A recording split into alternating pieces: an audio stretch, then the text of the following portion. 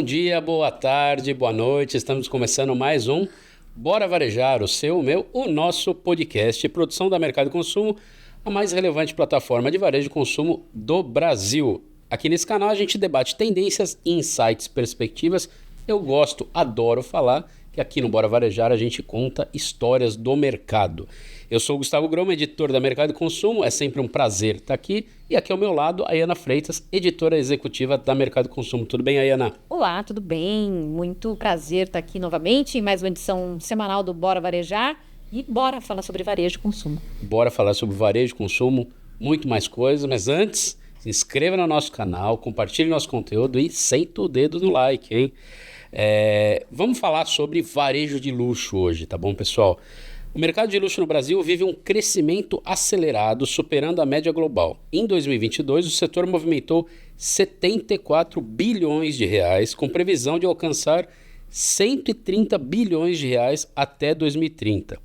O país se tornou prioridade para marcas como Balenciaga, Valentino, que abriram flagships aqui na cidade de São Paulo, onde a gente está gravando o Bora Varejar. Para fazer um apanhado geral sobre o tema, no país recebemos Adriano Kogashi Sá, que é consultor e professor da Fundação Dom Cabral. Bem-vindo, Adriano. Obrigado por participar aqui do Bora Varejar. Obrigado, Gustavo. Obrigado, Ayana. É um prazer estar aqui com vocês. Maravilha. E começando do começo, Adriano, quem é o Adriano? Conta um pouco da sua trajetória até aqui. Como é que eu vim parar aqui, né, Gustavo? Eu sou de Salvador, sou soteropolitano, né? Cheguei a mais de 30 anos em São Paulo para estudar. Me formei em comunicação, trabalhei em agência de propaganda, voltei para Salvador, passei por 1 ano e meio lá em agência, depois voltei para São Paulo, trabalhei em agência aqui.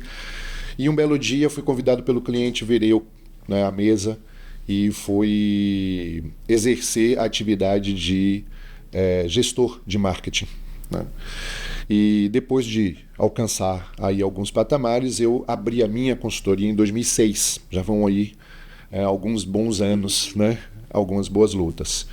De lá para cá, além da consultoria e dos clientes, dos projetos, eu fui convidado a também participar, até pelos títulos que eu fui alcançando, a participar da vida acadêmica. Então, em 2010, eu entrei na vida acadêmica pela Fundação Estudo de Administração, ligada à FEA, na USP, e algumas outras instituições, até a Fundação Dom Cabral, há cerca de 8 anos atrás, onde eu tive o prazer de coordenar grandes projetos como Academia de Varejo, Trilha de Marketing, etc. Hoje eu sou professor de programas in company da Fundação Dom Cabral, Escola Sampo, Exalc USP, Albert Einstein para os cursos de gestão na saúde, enfim. E diante de tudo isso, né, eu senti uma vontade enorme de fazer o mestrado e de fazer o doutorado. Daí vem o mercado de luxo, né? O meu mestrado, o meu doutorado, a tese é focada no marketing de luxo, em particular no marketing de luxo de segunda mão, né? A minha professora doutora Suzane Estrelau orientanda é uma professora da SPM e de outras escolas e é especialista no assunto.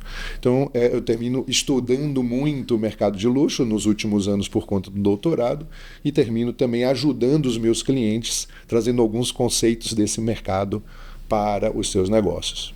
Antes da gente falar sobre a sua especialidade, aí, o varejo de luxo de segunda mão, conta pra gente um pouco como é que você enxerga o momento do varejo de luxo geral no Brasil e no mundo, Adriano. O varejo de luxo ele é muito atraente, Gustavo. Ele continua ganhando muito mercado. Claro que se a gente pensar em países asiáticos, em franca expansão econômica, termina tendo um viés o varejo de luxo para esses consumidores. Mas até no Brasil. No Brasil, a gente tem um mercado de luxo em ascensão, com algumas dificuldades, né? A gente hoje vive com um câmbio que termina por atrapalhar um pouco o acesso a algumas dessas peças. A gente também tem um certo problema estrutural de logística e que junto com a pirataria atrapalham né, o caminho ou o andamento, a evolução constante do mercado de luxo no Brasil. Mas a gente tem um mercado bem aquecido, a gente tem um público consumidor no Brasil de mercado de luxo muito aquecido. Inclusive, né, através do crescimento do mercado de segunda mão de luxo, né, que torna o produto de luxo um tanto mais acessível e, por que não, a porta de entrada para grandes marcas de produtos primários, né? Mas eu acredito que o mercado de luxo continue crescendo, ele termina tendo uma consequência normal com relação às políticas socioeconômicas dos países, né? Ou seja, se tem uma política expansionista, o mercado de luxo cresce. Se tem uma política mais de retração, o mercado de luxo também retrai. Ele é natural, né? Ele acompanha as políticas socioeconômicas dos países. Mas em franca expansão. É impressionante como o mercado cresce. A gente vê hoje algumas marcas com alguma dificuldade para o novo consumidor, para os novos canais de comunicação e vendas, e outras marcas surfando muito bem essa onda. E essa é a dinâmica do varejo. Não é a dinâmica do varejo de luxo, e sim a dinâmica do varejo como um todo, né? O varejo de luxo também sofre com relação a essa transformação. E como as marcas estão lidando, imagino que também existem marcas lidando de maneiras diferentes com essa área, enfim, de second hand que você falou, né? Que é uma tendência no mercado de luxo. Até queria te perguntar quando que começou isso com mais força, de quanto tempo para cá, e como as marcas têm encarado isso. Antes, enfim, produzir uma peça muito exclusiva para um cliente é um super diferencial. Agora você democratiza isso, claro, ainda para algumas pessoas, né? Mas democratiza de alguma maneira, né? Elas encaram isso como oportunidade? Elas têm algum ainda pé atrás quando vão fazer isso? Enfim. É curioso, porque eu vou começar de trás para frente a resposta para a sua colocação, Ayana. O luxo, ele vem deixando de ser uma questão de posse para ser uma questão de engajamento, de história, né? De pertencimento. E essa transformação é que faz com que o canal de segunda mão ou de second hand ele seja hoje um canal desmistificado. Anteriormente, com, né, muito paradigma, com muita até mesmo com um certo preconceito, mas caindo. E por quê? Porque os novos consumidores, e estou falando de novos consumidores, novos mesmo, né? São os consumidores millennials, né? Ou os mais jovens, né? Os jovens adultos, né? Os consumidores da geração Z, né? que estão consumindo muito luxo e estão consumindo muito luxo de segunda mão, no second hand, né? E aí, caminhando um pouco mais no início da sua colocação, é curioso isso, porque só quando eu comecei a estudar, eu comecei a ver algumas coisas que a gente não nota, mas segunda mão é muito antigo, né? É muito antigo, mas é muito antigo mesmo, né? E para a gente falar, na verdade, né, da modernidade para cá, a gente compra imóveis de segunda mão, a gente compra carros de segunda mão, que são dois dos bens talvez ainda mais, né, importantes aí, ou caros, enfim, né? E nunca ninguém falou muito sobre isso, né? Falou, tá bom. Não, né? era uma questão, né? Nunca foi uma grande questão. Houve algumas pequenas transformações ou mudanças ao longo dos anos, como, por exemplo, o carro de segunda mão, ele deixou de ser chamado de carro usado para ser um carro seminovo. Né? Assim, troca da palavra para dar uma... Houve uma estratégia de marketing bem interessante aí, né? Mas é um carro de segunda mão, né? Então, o ato em si de consumir produtos de segunda mão não é uma novidade. O produto de luxo, esse sim, tentou manter, e ainda tem algumas marcas que não lidam bem ainda com essa ideia. Hermès é uma delas, né, que ainda mantém um certo protocolo ali e ainda não se convenceu do que a Louis Vuitton já se convenceu, do que a Gucci já se convenceu, né? E outras marcas que já, da Valentino, como você mesmo citou, né? Que já tem estruturas próprias de recompra e revenda, né? Com selo de autenticidade, né? E fazendo com que estes canais abram novas audiências para as suas marcas. E essa é a curiosidade, né? As marcas que estão entendendo esta transformação, e essa transformação, ela não, eu acho que é importante fazer um parêntese, Ayana. Essa transformação, ela não é uma transformação pontual do mercado de luxo second hand. É uma transformação do comportamento de consumo mundial e que, consequentemente, o Brasil está inserido, né? Como o comportamento de consumo ele mudou e muda constantemente, né? Numa dinâmica muito rápida, haja vista novas gerações com novos comportamentos e novas tecnologias da informação e acesso. Esses dois fatores juntos causam uma equação, né, explosiva no consumo do varejo. E é exatamente por conta disso que o consumidor passou a ter voz ativa nas marcas, né? No que as marcas fazem, no que as marcas são, para além do que as marcas dizem, para além do que as marcas divulgam. Não, o consumidor ele quer saber exatamente o que a marca faz de verdade. Ele quer saber do que é feito o produto, ele quer saber como é que a marca contrata, como é que a marca demite, como é que a marca descarta refúgio, por exemplo, né? E são só alguns exemplos. Esse papel do consumidor que, né, a gente provavelmente há mais de 30, 40, talvez até mais tempo, a gente tem ouvido aquela velha expressão assim, olha, o consumidor tem sempre razão.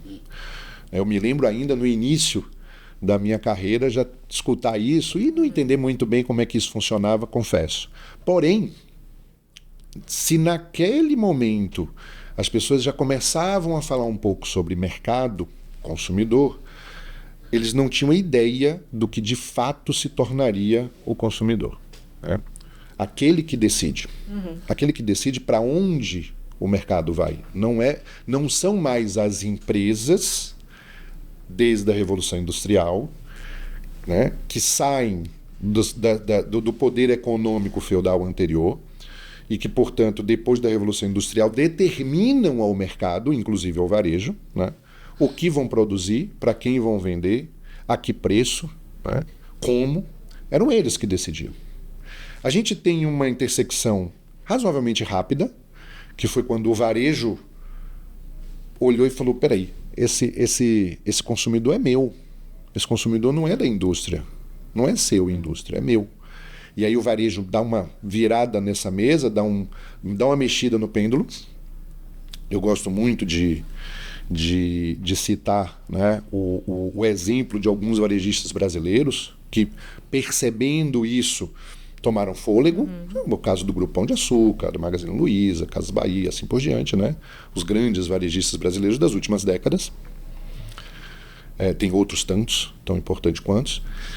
Mas aí vem a virada mais uma vez, que é uma virada que ninguém esperava desde 2007 para cá, com o lançamento do smartphone tal qual a gente conhece hoje, né? E entregando literalmente de bandeja, né, à mão do consumidor o poder de decisão, o poder de clicar onde ele quer, o poder de pesquisar, o poder de escolher. E quando é feito isso, e as novas gerações, as chamadas gerações digitais, que nascem, portanto, na era digital, elas já têm por si só esse comportamento, né? E essa transformação é muito rápida. E aí a gente sai de uma centricidade no produto, que era o berço do luxo, para uma centricidade no cliente, no consumidor. Essa transformação que a gente chama de centricidade no consumidor, né, o Customer Centricity, essa transformação é que algumas marcas do luxo ainda não souberam lidar. Marcas centenárias, sim, marcas que alcançaram os seus patamares, né, de grifes de luxo num momento, né, mundial de uma gestão voltada a produto, de um comportamento de consumo totalmente receptivo, né, passivo, melhor dizendo. E aí marcas, muitas delas familiares, né? E aí o que acontece? Quando há essa transformação, algumas delas ainda resistem, mas os números mostram, primeiro, que esse é um movimento que não vai voltar, aí, né? É daqui para frente, tá dado, daqui para frente, exato, né? E algumas das marcas já entenderam, já começaram seus movimentos, algumas mais tímidas, outras um pouco mais, né, parrudas, fazendo algumas ações bastante impactantes no mercado e tendo resultados expressivos, positivos, né?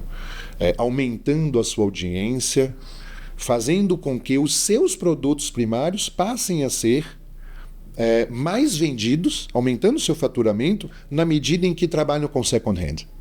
Então, é um movimento que eu tenho certeza que está já mudando o mercado, o cenário, e muito provavelmente nos próximos anos a gente venha a participar, a perceber mudanças ainda mais estruturais, mudanças ainda mais profundas nesse cenário.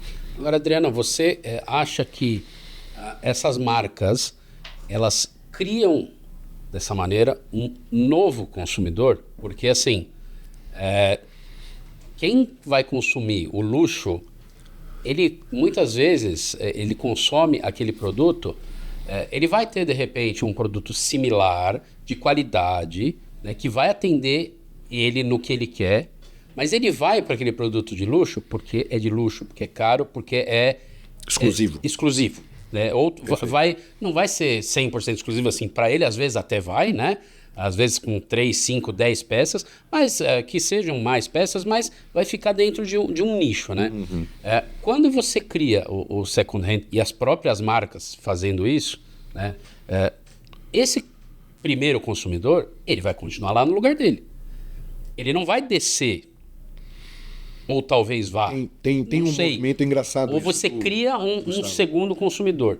É fato que é outro consumidor. Ele começa, assim, vamos falar de uma maneira ainda que genérica, né? Mas vamos usar Pareto, só para não se equivocar muito aqui. Então, claro, 80% do consumidor de second hand é um novo consumidor, que está, a partir desta porta de entrada, deste novo canal, que é o second hand, né, aderindo àquela marca que, de alguma forma, fala com ele, né, conversa com ele, conversa com os valores dele e assim por diante. E agora se tornou acessível, de alguma forma, no second hand, né? Com um detalhe importante, os second hand são produtos originais. Uhum. Existe, inclusive, um outro movimento que algumas colegas minhas estudam isso, que é o movimento das super fakes, que aí sim é a cópia muito bem feita, muito próxima, né? Isso é outro movimento. Uhum. O second hand é o original. Mas daí esse super fake, ele não é feito pela própria marca. Não é feito pela própria marca, perfeito, é isso. Né? O second hand ele vendeu para uma pessoa e essa pessoa agora quer mudar, quer trocar, quer mudar o guarda-roupa, não gosta mais, não usa mais e quer se desfazer.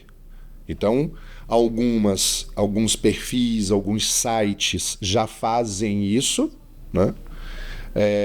E algumas marcas, olhando esse movimento, inclusive porque existe um dos fatores mais interessantes desse mercado second hand do luxo é o fator autenticidade, que a gente está falando aqui agora. Então, assim, uma das grandes dificuldades é você atestar a autenticidade daquele item. O mercado de segunda mão investe pesado neste selo de autenticidade, pesadíssimo. Isso. Eu só queria fazer um disclaimer do que eu perguntei, porque parece loucura eu falar da própria marca fazendo o super fake, mas a gente está aqui em São Paulo, no Brasil, no país do futebol, né? E eu faço um paralelo, por exemplo, com camisas de time de futebol. Perfeito. Né? Hoje em dia você tem a camisa do jogador, aí você tem uma abaixo, que é a camisa original, com o símbolo, como é que fala? Em relevo, assim, bordado, né? E aí você tem a terceira, que é com silk, com símbolo. Então, é como se fosse uma super fake oficial, né? Tem 3 níveis ali. Nesse caso específico, feito pela própria empresa. Pela própria empresa. Patrocinador oficial. Isso. Né? Perfeito. Isso. Ali ele está, na verdade, segmentando produtos. Isso. Né? Poderíamos até, de uma maneira conceitual apenas, né? Usando muito mais o conceito do que propriamente a técnica, mas um produto de alto luxo, que é o produto super, né, original, aquele que é usado em campo pelo jogador, etc. E depois você tem alguns outros produtos de entrada. Nesse caso que a gente está falando, é como se a gente falasse só da camisa do jogador. E aquela camisa, depois de ter um dono, passa a ter outro dono, outro dono, outro dono. Né? E algumas marcas, então, estão entendendo que este é um movimento importante para o mercado e para si, para as próprias marcas, como porta de entrada, como contato com novos públicos. Então, sim, é um novo público, mas tem um movimento só interessante, aqueles 20%. Né, que eu estava falando para você. São os consumidores originais, ou seja, os consumidores do luxo primário de primeira mão, mas que veem na segunda mão a oportunidade de colecionar alguns itens. Então ele fala, puxa, eu não tinha aquele item, aquele acessório. Perdi a oportunidade na época que ele foi perdido a oportunidade, ou escolhi outro naquele momento. Puxa, mas eu queria ter esse aqui também, na minha coleção de relógios ou na minha coleção de bolsas, e enfim. Né? Mas eu aposto que ele não fala que ele comprou no... de segunda mão. Sabe que isso é um paradigma mesmo, viu, Gustavo? Não é à toa que a pesquisa ela é bastante difícil nesse mercado. Né? Algumas pessoas não têm problema em falar, e aí tem a questão dos novos movimentos, né, dos novos comportamentos. Conscientização muito também, mais contemporâneos, né? Conscientização e etc. Mas algumas pessoas ainda têm um pouco de ressalva, né, de falar. Então tem uma expressão, a expressão técnica me fugiu agora à memória, mas tem uma expressão que é o consumo inteligente. O consumo inteligente é quando o consumidor ele não só não tem vergonha de falar, mas ele fala inclusive para se vangloriar, para se posicionar que pagou menos por aquele produto. Então, e a academia estuda isso como o consumo é um label, né? É um rótulo que os consumidores se autocolocam, né? Que é um consumo inteligente, ou seja, ele está dizendo porque ele quer ser reconhecido como um consumidor inteligente. Ele pegou uma oportunidade ali, né? No final, eu gosto também de voltar a essa questão, e, de novo, serve para todos os varejos, não só o luxo, mas, né, o tema que é luxo. No final, a gente volta, Gustavo e Ayana, literalmente, né, a teoria que estuda a identidade. A teoria que estuda a identidade, que a gente chama de autocongruência, né, ela tem muitas forças, muitas variáveis, mas 4 delas são as mais importantes. Né? É como eu me vejo e como eu quero me ver. Como eu sou visto e como eu quero ser visto. Então, quando ele fala, olha, mas eu fui no segunda mão e comprei, né, mais barato este produto, eu não vou gastar 5, 10 vezes mais Por que eu gastaria? Ele quer ser visto como um consumidor inteligente. Então a gente termina voltando, inclusive, na essência da identidade. A identidade de cada consumidor, a identidade de cada pessoa. Muito bom, muito bom. Vamos falar mais sobre varejo de luxo, sobre mais coisas aí. Rapidinho, a gente vai fazer um intervalo rápido na volta. Mais Adriano, mais varejo de luxo, aqui no Bora Varejar. Você que está acompanhando o Bora Varejar, não deixe também de visitar o portal da Mercado e Consumo, mercadoeconsumo.com.br, a mais relevante plataforma de varejo e consumo do Brasil. Acompanhe também todas as nossas redes sociais. A Mercado e Consumo está onde você estiver. Voltando para dar continuidade a mais esse episódio do Bora Varejar, falando hoje sobre varejo de luxo. Mas antes, sempre lembrando, se inscreva no nosso canal, compartilhe o nosso conteúdo e dedo no like, pessoal. Aí, Ana, tem pergunta para fazer aí? Tenho várias, na verdade, né? Mas vamos para uma delas.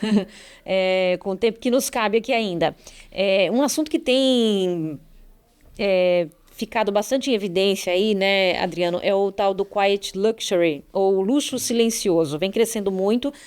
Tem um dado aqui de uma pesquisa da Bain & Company, dando conta de que entre 2022 e 2023, esse crescimento foi de 30%. A série Succession, eu nunca assisti a série, gente. É um gap que eu tenho na minha lista aí. Pois é, né? Não deixa de assistir. É um gap que eu tenho na minha lista aí de séries. Ela exemplifica muito essa tendência porque mostra ali os personagens com trajes de grife, como os ternos Zenha, por exemplo, sendo usados por eles, mas muito mais no sentido de mostrar uma qualidade do que ostentar a marca em si, né? O que é esse movimento exatamente, esse momento para o varejo de luxo? Ele está se abrindo exatamente mais para esse luxo silencioso. O que define exatamente isso hoje? Vamos lá. O conceito de quiet luxury é o consumo de marcas de luxo que não ostentam as marcas. Basicamente é isso, né? Até o exemplo do Succession é muito bom, porque de fato a série ela fala, enfim, ela tem uma temática lá de uma família extremamente rica, né? E dá para perceber bem a distância do que é o rico à gargalhada para o rico comum, né? Vamos chamar assim. E claro, esse movimento ele nasce principalmente nesta categoria, né? Mas ele também começa a atingir outros mercados. Então, são aquelas pessoas que elas estão muito mais preocupadas com a qualidade do produto, com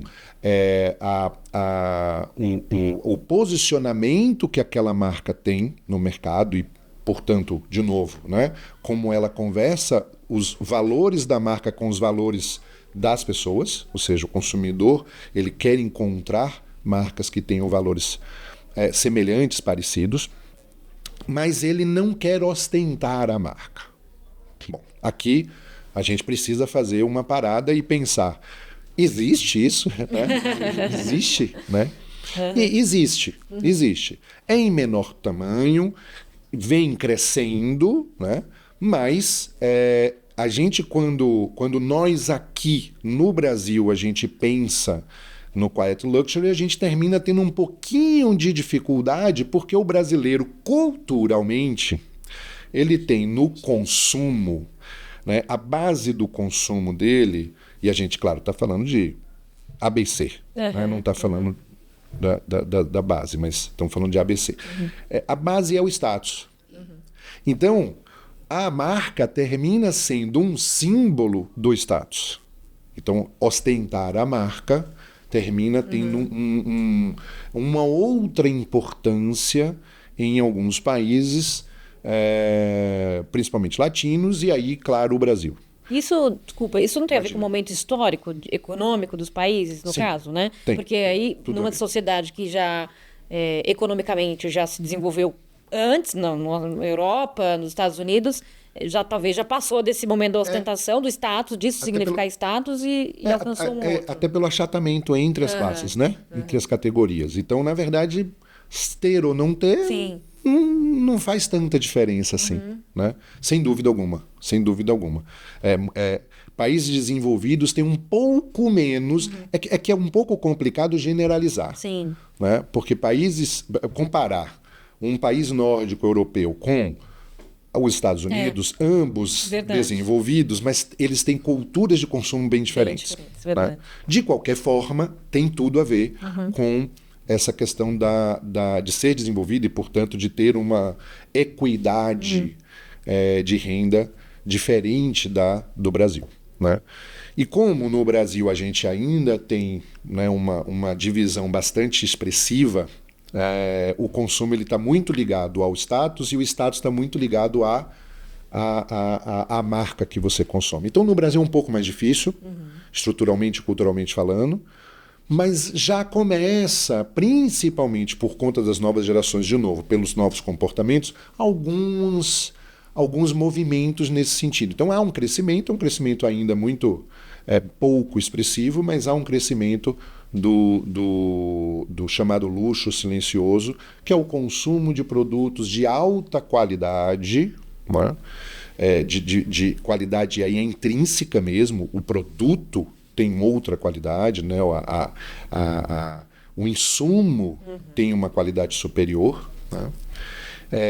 E principalmente, além da qualidade, essa questão de transparência, de como é que se comporta a marca, né? Como é que ela se posiciona, isso faz parte do luxo silencioso também. Muitas vezes o fato é que agrada as pessoas e aí a pessoa fala, não, tudo bem não ter a marquinha. Né? É curioso, porque a Ana citou a Zenha, né? Teve uma época que eu trabalhava no prédio ali do Shopping JK Iguatemi, aqui em São Paulo, né? E aí, na hora do almoço, a gente almoçava por lá e dava uma volta, assim, no shopping para assentar o almoço ali e tal. E aí, um dia eu estava olhando ali, não sou um consumidor de luxo, nem do second hand e nem do quiet luxury, mas passei em frente à loja da Zenha, né? E tinha um casaquinho, assim, parecia ser leve e tal, que custava, acho que R$21 mil, né? E eu olhei o preço e falei, nossa, né? E aí eu comecei a olhar o casaco, então, não tinha absolutamente nada, nenhuma marca, nenhum Z, nem nada. Eu falei, nossa, tipo, a pessoa vai comprar isso, vai gastar essa grana e ninguém vai saber. E ninguém vai saber, né? Acho que esse pensamento brasileiro que você trouxe, né, Adriano? Que não é né, o Gustavo, sendo muito honesto, não é né, assim, não é um juízo de valor, né? É nosso, é cultural, sim. Né? Essa coisa da compensação, né? E aí acho que a Ana foi muito assertiva quando ela falou, né, da história do país e principalmente do seu desenvolvimento socioeconômico, principalmente seu desenvolvimento socioeconômico, porque essa é uma preocupação característica do subdesenvolvimento. No país desenvolvido, não tem. Agora sim, a gente falou já do second hand, né? A gente fala... as marcas de luxo, elas estão mais abertas agora, tanto pensando no consumidor, e aí eu trago um outro tema aqui, a gente vê no varejo em si, geral mesmo, né? A gente vê muitas collabs hoje em dia, entre marcas, por exemplo, food, marca de food, marca de food, marca de food, marca de streetwear, enfim, de setores diferentes também, mas a gente vê uma tendência, né, de collabs entre marcas, né? A Gucci fez uma collab com a Adidas, né? Isso. A gente está vendo essa tendência também. Sim. No varejo de luxo? Sim. É uma tendência de consumo, né? É uma tendência no comportamento de consumo, como a Ana estava falando mais cedo. O que a gente hoje chama de collab, e eu né, talvez tenha alguma definição aí mais nova que eu não conheça, a gente chamava de co-branding, né, quando a gente junta duas marcas. Né? E quando é que isso é viável, quando é que isso é interessante, né, para as marcas? Quando as marcas, elas de alguma maneira, elas têm cada uma no seu segmento posicionamentos bem parecidos nos seus segmentos, né, posicionamentos, valores, e elas entendem que ao se associar, porque uma collab é isso, é uma associação entre duas marcas para uma campanha ou para uma linha específica de produtos temporal, né? Existe um início, meio e fim, uma collab. Algumas mais, né, mais longínquas, outras bem rápidas, mas é isso. A gente fala de associação, associar uma marca A a uma marca B. É quando as duas marcas A e B entendem o seguinte: puxa, vai ser muito bom trazer o público da outra para o conhecimento da minha, e vice-versa, né? Então, é aumentar a audiência e, de alguma maneira, se apropriar um pouco, né, do tom de voz daquela marca que você está se associando. Então, assim, de certa forma, algumas marcas buscam na marca de luxo uma certa, né, um certo, entre aspas aqui, e com todo respeito, sem nenhum juízo de valor, um certo banho de loja, como a gente diz. E a marca de luxo também busca o Perfeito. pop apelo, ali da né? outra. Pop, perfeito, né? Um pouco dessa, entre aspas, muito entre aspas, dessa popularização. Ou seja, muito mais no sentido de alcance, não de popularizar, porque o luxo ele trabalha com exclusividade também. Né? Ele trabalha com a escassez. Talvez o gatilho mental mais importante do luxo seja a escassez. Mas, né, o fato de ser uma collab de uma linha temporal limitada trabalha com a escassez. Né? Então a gente viu, por exemplo, a Louis Vuitton com a Supreme, que fizeram um collab de muito sucesso e que levou a própria Louis Vuitton a aumentar o seu faturamento no trimestre do lançamento da collab. Você citou Gucci, Adidas, idem. Então, são collabs de muito sucesso. Né? Agora, é como a gente diz, tem que ser bem feito. Né? Tem que ser bem pensado, tem que ser no mínimo detalhe, né? Ou nos mínimos detalhes, do início durante ao fim. Tudo tem que ser muito bem planejado para que alcance o resultado, o objetivo esperado, estimado, né? E, portanto, o resultado. Quando as pessoas pensam, é fácil fazer uma collab com uma marca já posicionada e, portanto, né, que já vende, então vamos fazer aqui e tal.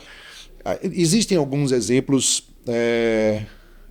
que a gente pode pensar assim, puxa, mas não ficou exatamente como o mercado esperava. Eu acho que hoje, principalmente, a gente falou disso no primeiro bloco, né? Se antes o foco era nos produtos, hoje o foco é no consumidor. Então Perfeito. Você tem que ficar de olho Perfeito. Na reação do consumidor também. No que ele quer, no que ele espera, né? No que ele almeja. E não adianta muitas vezes a gente fazer essa pergunta porque ele não sabe responder. A gente tem que descobrir, sentir. A gente tem que sentir.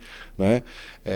Eu sou de uma linha de não só de estudos, mas, né, de prática, de projetos, onde o marketing ele não cria mercados, ele não cria, porque tem muita gente que fala assim, o marketing ele cria a demanda, né? Não, a gente descobre a demanda. Sim.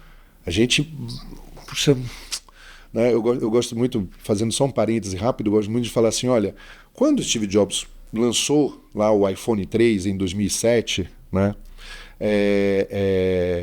a grande genialidade do Steve Jobs, que eu particularmente atribuo ao Steve Jobs como um dos gênios do mundo contemporâneo, é que ele conseguia ler as pessoas. Ele conseguia entender as pessoas como ninguém ou como poucos no mundo. Então ele sabia que desde que a humanidade existe, né, as pessoas querem saber do tempo e da temperatura. Só que antes a gente fazia o quê? Abria a janela. Né? A gente abria a janela ou a gente assistia a um programa de televisivo, né, de notícias, mas não necessariamente estava na hora que a gente queria. Então a gente, né, abria a janela, olhava para o céu e falava, acho que hoje não vai chover. O que ele fez? Ele foi lá, fez a associação lá, fez, né, as parcerias com os institutos, colocou no telefone e botou na palma da sua mão. Isso não é criar uma demanda. Isso é saber qual é a demanda existente. Ninguém falou para ele assim, olha, eu gostaria de saber o tempo. Não, isso é da gente. Né? A gente tem muitas demandas que não são faladas. E isso nem todo mundo enxerga, né? Assim. E eu acho que as Collabs, não só as Collabs, as marcas, de uma maneira geral, mas a Collab ela termina sendo um atalho, mas um atalho positivo, quando você entende que há essa oportunidade.